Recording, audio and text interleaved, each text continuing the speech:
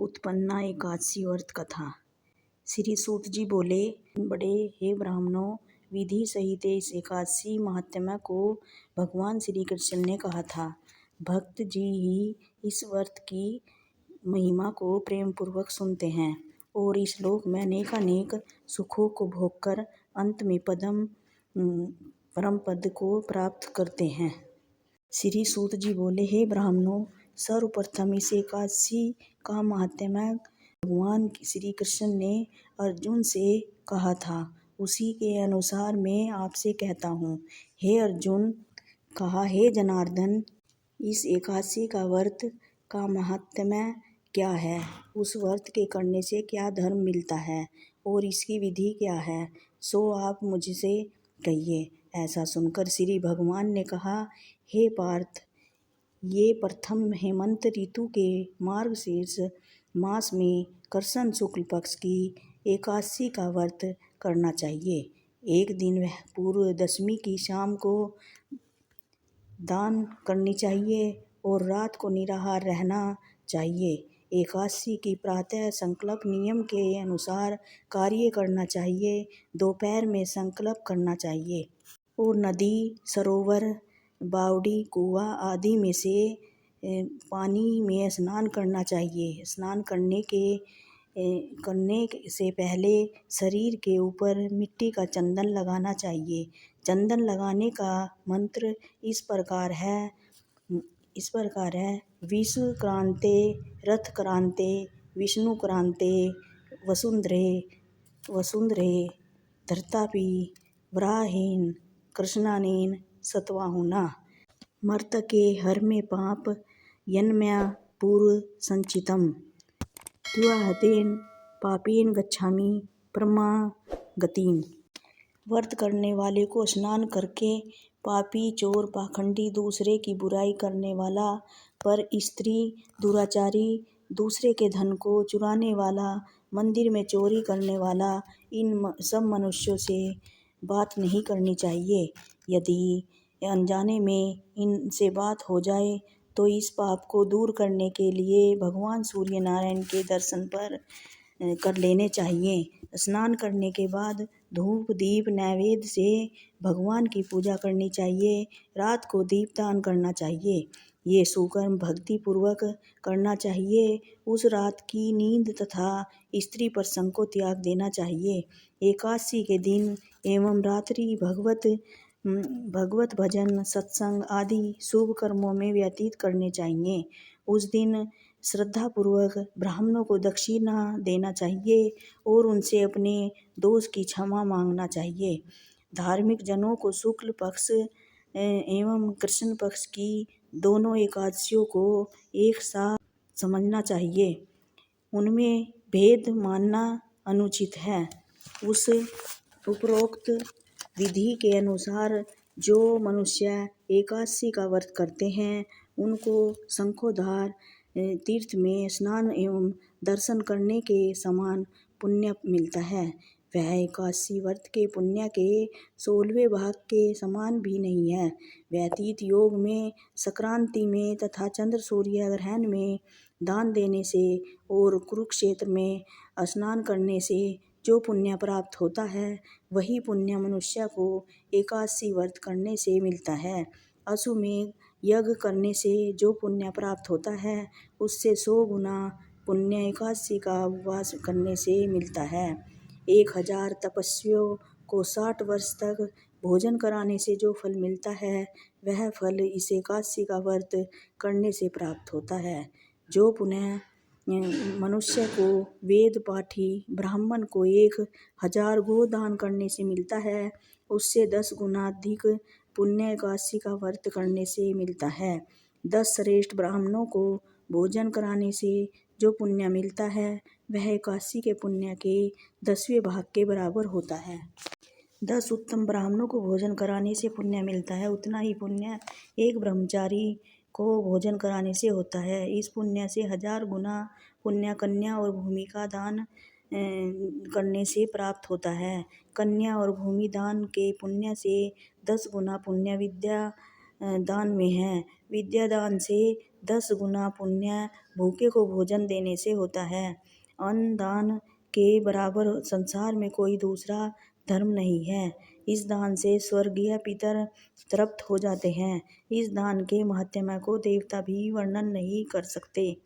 निर्जल व्रत करने का आधा फल एक बार भोजन करने के बराबर होता है। उपरोक्त कोई सा एक व्रत जरूर करना चाहिए। एकादशी का व्रत जरूर करना चाहिए। एकादशी का व्रत करने पर ही यज्ञ दान तप आदि मिलते हैं, अन्यथा नहीं। अतः एकादशी का अवश्य ही व्रत करना चाहिए। इस व्रत में शंख से जल नहीं पीना चाहिए। मछली, सूअर, तक्षा, अन्न एकादशी के व्रत में वर्जित है। एकादशी व्रत का फल 1000 यज्ञों से भी अधिक है। ऐसा सुनकर अर्जुन ने कहा, हे महाराज, आपने इस एकादशी के पुण्य को अनेक तीर्थों के पुण्य श्रेष्ठ तथा पवित्र क्यों बतलाया है, सो सब आप विस्तार पूर्वक कहिए। भगवान बोले, हे अर्जुन, सतयुग में एक सुर नाम का महाभयंकर दैत्य हुआ था। उस सुर दैत्य से सभी देवता अत्यंत भयभीत रहते थे। उस दैत्य ने इंद्र आदि देवताओं को जीतकर उन्हें उनके पद से गिरा दिया था। तब देवेंद्र ने महादेव जी से प्रार्थना की, हे शिव शंकर, हम सब लोग इस समय मूर्धन्य दैत्य के अत्याचारों से मृत्यु लोक में विचर रहे हैं। अन्य देवताओं की हालत का तो मैं वर्णन ही नहीं कर सकता।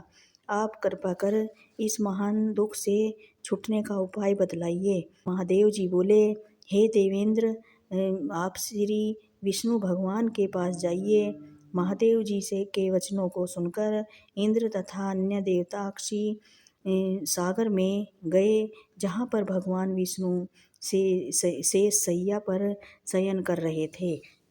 भगवान को शयन करते देख देवताओं सहित इंद्र ने इनकी स्तुति की।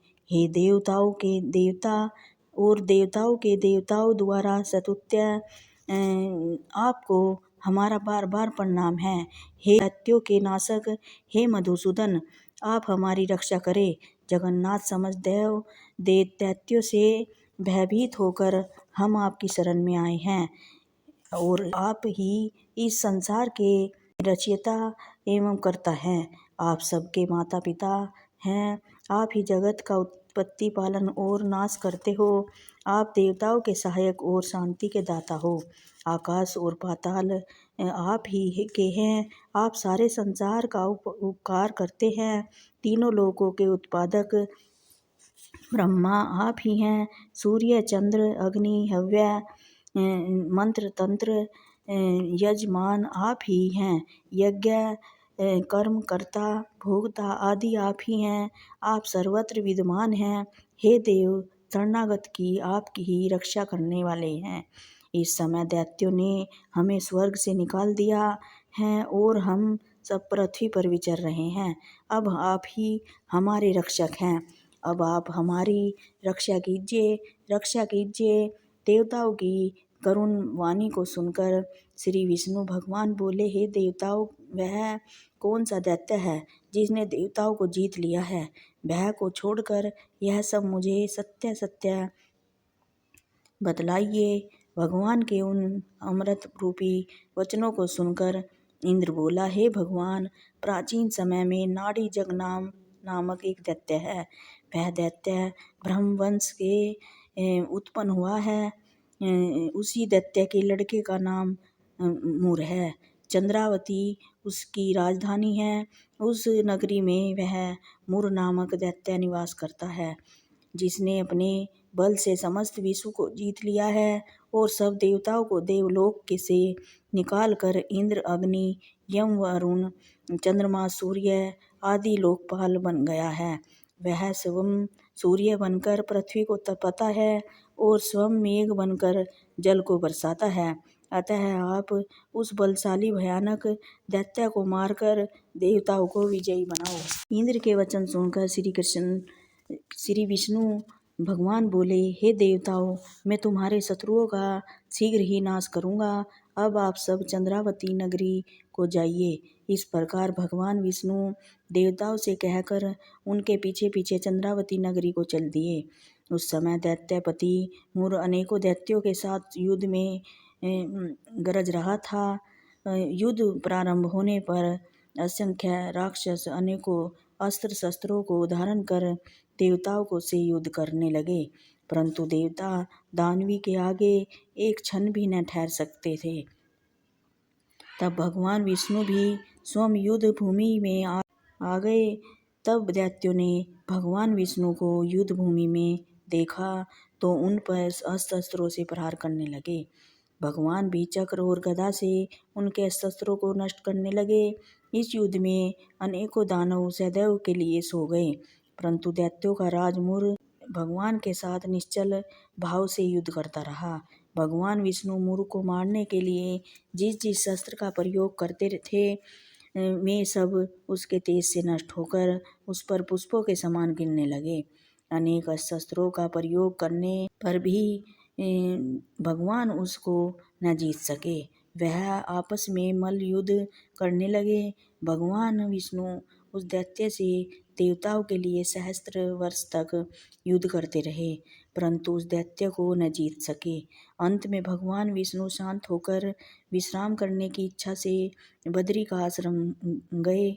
उस समय 48 कोस लंबी एक द्वार वाली हेमवती नाम की गुफा में शयन करने के लिए भगवान घुस गए। हे अर्जुन, अतः मैंने उस गुफा में शयन किया। वह दैत्य भी मेरे पीछे पीछे चला आया। मुझको शयन करता देखकर मेरी हत्या पर तुल गया। वह दैत्य सोचने लगा कि मैं आज अपने चिर शत्रु को मारकर सदैव के लिए निष्कंटक हो जाऊंगा। उसी समय मेरी देह से एक अत्यंत सुंदर कन्या दिव्य अस्त्र धारण करके उत्पन्न हुई और दैत्य के सम्मुख आकर युद्ध करने लगी। तब वह दैत्य आश्चर्य सोचने लगा कि यह गलती बलवती कन्या कहाँ से उत्पन्न हुई है। वह दैत्य उस कन्या से सतत युद्ध करता रहा। कुछ समय बीतने के पर उस कन्या ने क्रोध में आकर उस दैत्य के अस्त्र को टुकड़े टुकड़े कर दिए। उस कन्या ने उसका रथ तोड़ दिया। तब तो वह दैत्य महान क्रोध करके उससे मल्ल युद्ध करने लगा। उस कन्या ने उसको धक्का मारकर मूर्छित कर दिया। जब वह दैत्य मूर्छा से जागा तो उस कन्या ने उसका सिर काट डाला। वह दैत्य सिर कटते ही पृथ्वी पर गिर गया और मृत्यु को प्राप्त हुआ। अन्य समस्त दानव भी ऐसा देखकर पाताल लोक को चले गए।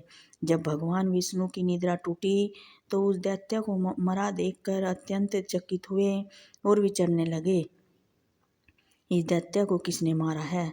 तब वह कन्या भगवान से हाथ जोड़कर बोली, हे भगवान, यह दैत्य आपको मारने को उद्यत था, तब मैंने आपके शरीर से उत्पन्न होकर इसको ठिकाने लगा दिया। इस पर भगवान बोले, कन्या, तूने इसको मारा है, अतः मैं तेरे ऊपर प्रसन्न हूँ।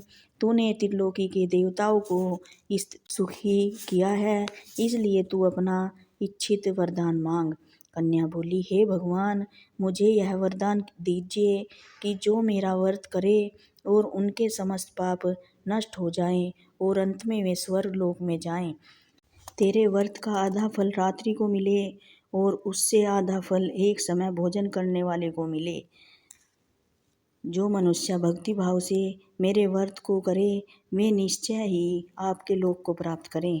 कृपया मुझे ऐसा वरदान दीजिए जो मनुष्य मेरे दिन तथा रात्रि एक बार भोजन करे वे धन धान्य से भरपूर रहें। उस पर भगवान विष्णु उस कन्या से बोले, हे कल्याणी, ऐसा ही होगा। मेरे और तेरे भक्त एक ही होंगे और अंत में संसार में प्रसिद्धि को प्राप्त होकर तेरे लोक को प्राप्त करेंगे। कन्ये, तू एकादशी को उत्पन्न हुई है, इसलिए तेरा नाम एकादशी हुआ। जो मनुष्य तेरे इस दिन व्रत करेंगे उसके समस्त पाप समूल नष्ट हो जाएंगे और अंत में मुक्ति को प्राप्त करेंगे। तू मेरे लिए तीज, आठे, नौमी और 14 से भी अधिक प्रिय रहेगी। तेरे व्रत का फल सब तीर्थों के फल से महान होगा। यह मेरा कथन सत्य है। ऐसा कहकर भगवान उसी स्थान पर अंतर्ध्यान हो गए। एकादशी भी भगवान के वचन सुनकर प्रसन्न हो गई और अंतर्ध्यान हो गई। बोलो भगवान विष्णु की जय, बोलो उत्पन्ना एकादशी की जय।